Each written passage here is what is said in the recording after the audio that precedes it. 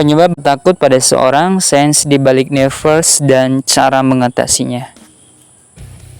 Pernah nggak sih kamu tiba-tiba jadi grogi, keringat dingin, atau blank total saat ketemu orang tertentu? Entah itu gebetan, atasan, atau bahkan orang asing. Tenang, ini bukan keanehan, ini adalah sebuah sains. Di video ini kita bakal bedah penyebab rasa takut muncul pada seseorang, plus cara mengatasinya biar kamu nggak lagi jadi korban perasaan ini. Let's go. Yang pertama, penyebab utamanya adalah kenapa kita bisa takut pada orang tertentu, yaitu ancaman terhadap harga diri atau disebut ego threat. Ketika kita merasa orang itu bisa menolak, menghakimi, atau merendahkan kita, otak menganggapnya sebagai ancaman sosial.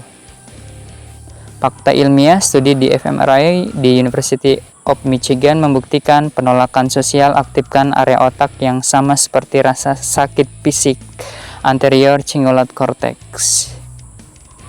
Makanya takut ditolak bikin sakit beneran.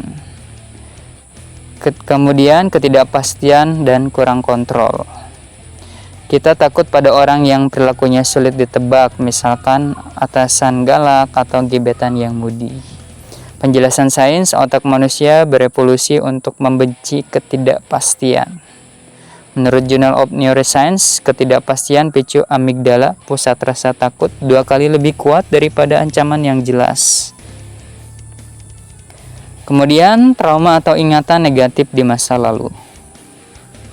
Pengalaman buruk sebelumnya diejek, dipermalukan, bikin otak mengasosiasikan dengan ciri serupa sebagai bahaya.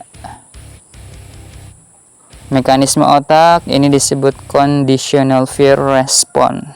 Contoh, jika dulu sering dibully oleh orang yang berkacamata, kamu mungkin tanpa sadar nervous ketemu orang yang berkacamata baru. Kemudian, perbedaan status atau kekuasaan. Takut pada atasan, orang kaya, atau yang dianggap lebih tinggi levelnya adalah bentuk intimidasi psikologis. Fakta menarik, penelitian di Stanford menunjukkan saat berhadapan dengan orang berstatus tinggi, tubuh kita mengeluarkan kortisol, hormon stres lebih banyak mirip reaksi saat berhadapan dengan predator. Kemudian yang kedua, cara mengurangi rasa takut ini. Teknik pertama, reframing, ubah sudut pandang. Ganti pikiran, dia pasti membenciku dengan aku nggak tahu apa yang dia pikirkan dan itu oke-oke saja. Dampak ilmiah, teknik cognitive restructuring ini terbukti mengurangi aktivitas amigdala, cognitive therapy, dan research. Teknik kedua, latihan paparan bertahap. Hadapi ketakutan secara perlahan, mulai dengan kontak mata dan senyum. Lanjut ke obrolan singkat. Kemudian tingkatkan durasi interaksi.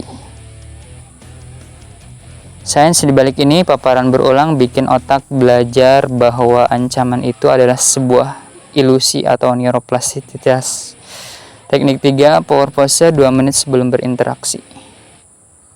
Berdiri tegak, tangan di pinggang, atau pose percaya diri lainnya. Penelitian di Harvard, pose ini turunkan kortisol 25% dari naikkan testosteron, hormon kepercayaan diri. Yang ketiga, kesalahan yang bikin rasa takut makin parah. Menghindari terus-menerus, semakin dihindari, semakin besar ketakutan. Avoidance loop. Open analysis, ekspresi orang, baca mikromimik wajah orang lain seringkali salah dan bikin makin cemas. Membandingkan diri, dia pasti lebih baik dariku, memicu rasa tidak aman. Kemudian yang keempat, tanda kamu mulai berhasil menghilangkan rasa takut. Kamu bisa bernapas lega saat bertemu orang yang dulu bikin nervous. Pikiran aku harus sempurna berubah menjadi aku cukup. Kamu mulai melihat orang sebagai manusia biasa, bukan sebuah ancaman. Rasa takut pada orang tertentu itu wajar, tapi jangan biarkan dia mengendalikan hidupmu. Ingat, keberanian bukan berarti nggak ada takut, tapi mau bertindak meski takut. Mulai hari ini, ambil langkah kecil, sapa seseorang yang biasanya bikin kamu grogi. Siapa tahu, kamu malah menemukan teman baru. Kalau video ini membantu, share ke teman-temanmu yang mungkin butuh ya. Tulis di komentar orang seperti apa yang paling bikin kamu nervous.